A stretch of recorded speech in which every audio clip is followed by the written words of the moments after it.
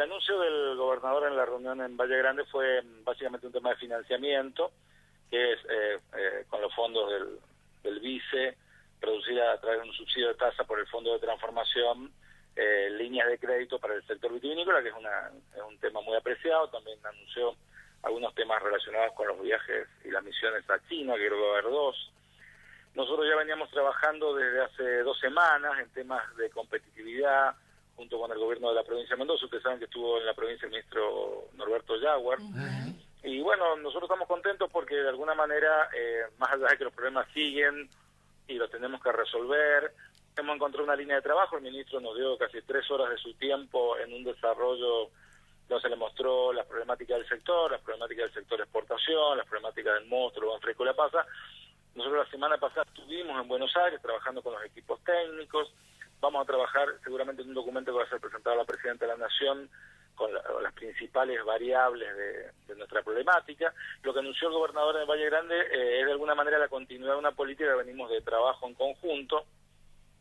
Nosotros no estamos negando los problemas que tenemos en puntos de competitividad, pero bueno, la política de la vitivinicultura desde hace un tiempo es trabajar sobre la organización del sector, sobre la seriedad de los planteos, sobre el trabajo conjunto de lo público y lo privado, porque nos parece que ese es un poco el punto de salida, digamos. Los problemas no los vamos a resolver discursiando de un lado o del otro, sino trabajando en forma conjunta, evaluando los costos fiscales de las ayudas que necesita el sector. Yo creo que el sector vitivinícola ha sido y es, me parece, un ejemplo en ese sentido, y me parece bueno que de alguna manera el gobernador, con su presencia del Valle Grande, lo que hizo fue refrendar ese apoyo, esa forma de trabajo, y de alguna manera yo creo que en el largo plazo también replicar estas formas de organización, de planes estratégicos, de trabajo, de organización en otros sectores de la economía mendocina que lo necesitan para poder de alguna manera encontrar sus soluciones, digamos. Claro, exactamente. Pero básicamente lo que se está haciendo desde la COVIAR y desde el gobierno de la provincia de Mendoza en conjunto es buscar las alternativas, me parece, para 2 puntos fundamentales. Por un lado, mejorar la calidad de los productos, pero además tener, digamos, una cadena de valor mucho más aceitada y la posibilidad de generar nuevos mercados, ¿no? Mira, esto que vos decís ahí es claro, porque en realidad nosotros no vamos a tener mejor calidad de empleo, mejor calidad de remuneración en la medida que nuestros productos tengan bajo valor agregado. Estas son las discusiones de fines del siglo XIX, digamos, industrialización o un desarrollo agrícola más comoditizado. La posición un poco de la vitivinicultura es generar valor, y para generar valor generás empleo y generás de alguna manera una red de contención, generás un clúster que de alguna manera es lo que nosotros estamos buscando. Nosotros ¿qué vemos? Que si nosotros no generamos un cambio, no va a cambiar algo fundamental, que es la ruralidad mendocina. Si ustedes van al campo de Mendoza, van a encontrar una disparidad de situaciones bastante complejas, ¿no? Y nosotros queremos que, si queremos tener una vitivinicultura de calidad, necesitamos gente de calidad. Para eso hay que trabajar. La problemática de la vitivinicultura siempre ha sido que en un país netamente de producto de la pampa húmeda, los ministerios de Agricultura de la Nación nunca le dieron mucha bola a ese sector. Y este sector no se maneja con las mismas variables ni con las mismas situaciones. Por eso nosotros que estamos trabajando en 3 o 4 propuestas referidas a las contribuciones patronales, referidas a los fletes, referidas a los reintegros de exportación. ¿Por qué? ¿Por qué digo contribuciones patronales? Porque el sector ha sido tomado como ejemplo a partir de la ley de los acuerdos de corresponsabilidad gremial en el blanqueo y registro de todo su personal, y el control de toda esa estructura.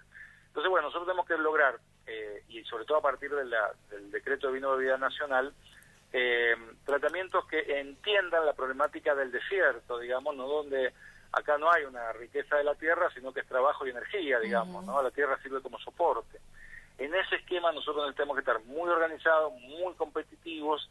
El vino compite a nivel internacional con países muy desarrollados, como Estados Unidos, como Europa, como Australia, como Sudáfrica, como el mismo Chile. Entonces, bueno, cada vez que nosotros tenemos alguna distorsión, tenemos que superarla. Ahora, no la vamos a superar discursiándola ni planteándola solamente, queremos trabajarla. Y bueno, nosotros nos da una esperanza trabajar en conjunto con el Estado provincial y nacional y encontrar una salida. Obviamente sería la foto del éxito, es lo que estamos esperando en estos días, ¿no? Sergio, ¿hay alguna... Cuando escuchaba esto de mejorar la competitividad y todo esto, y cuando esto que vos decías, que me parece muy claro, que es instalarse en el ruralismo en Mendoza propiamente dicho, Uno ve por ahí y escucha, por lo menos en los últimos tiempos, en algunos medios escuché con cierta preocupación que muchos ruralistas estaban cediendo sus terrenos para la extensión del espacio urbano, ¿no? Esto es abrir sus terrenos para que se hagan barrios privados, para decirlo claramente. Exactamente.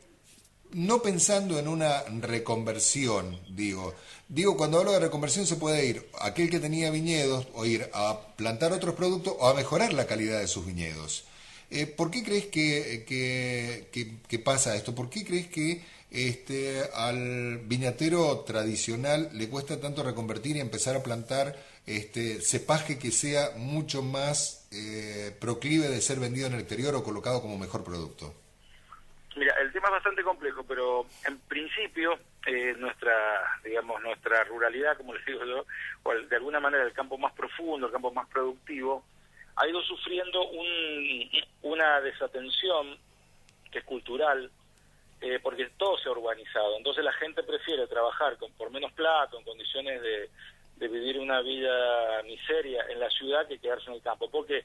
Porque en el campo no hemos sabido generar las estructuras sanitarias, de vivienda, que vayan jerarquizando el campo. Entonces la gente se va trasladando. A partir de eso, las propiedades van quedando nada más que los agricultores que tienen más edad, y a la larga se produce ese abandono y esa transformación en un barrio o en un loteo. También es cierto que nuestra legislación nacional, en la ley sucesoria, no prioriza lo que se llama la empresa en marcha. No prioriza que el terreno no se subdivida y se vuelva, por lo tanto, ineficiente. Nosotros, en otros países del mundo, y creo que nosotros lo hemos planteado en nuestra reunión de Valle Grande también, tenemos que trabajar sobre la ley de ordenamiento del territorio. Y nosotros tenemos que priorizar que los predios productivos no se subdividan por la ley sucesoria. Para colmo de males, muchos de esos predios, en una gran importante proporción, están sin papeles porque son sucesiones de hace 20 o 30 años que nadie hizo más nada. Entonces, a la larga, ese deterioro de la calidad, te diría, jurídica de la propiedad del viñedo, la aparición de las sucesiones que subdividen, van haciendo que los terrenos se vuelvan improductivos, en el sentido que no cumplen ser la unidad económica mínima, y entonces eso no les permite crecer. El otro gran tema, cuando el productor quiere reconvertir, es que tiene que estar integrado. Nosotros debemos favorecer la integración a las bodegas que están en el mercado, porque si no, la gente reconvierte intuitivamente y luego se desilusiona, porque por ejemplo pone una variedad que no corresponde, no es que no corresponda, sino que no es la mejor lugar para hacerlo, no tiene la productividad necesaria. A veces muchos viñedos no es la variedad que tienen, sino que no tienen niveles de productividad.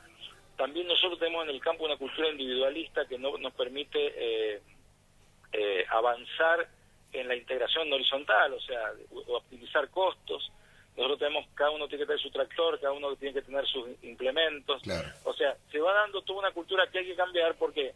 Porque el vino que antes se consumía por tradición y todos nosotros sabíamos que se iba a consumir en ese sentido, hoy no es así, hoy se consume por placer. Con lo cual, nosotros no podemos decirle a la gente que tome tal o cual vino porque tenemos un problema social. Nosotros tenemos que cambiar esa situación y adaptarnos a los cambios. Adaptando a los cambios es la integración. Nosotros tenemos que integrar horizontal y verticalmente al productor, porque si no, ese segmento, productores más chicos, más tradicionales, va a ser reemplazado a la larga por organizaciones más grandes y de mayor tecnología, y en muchos casos de empresas multinacionales. Sergio, muchísimas gracias por este contacto con Radio Nacional. Por favor. Ha sido un gusto, realmente. Chao. Hablábamos con el director ejecutivo del Fondo Vitivinícola de Mendoza.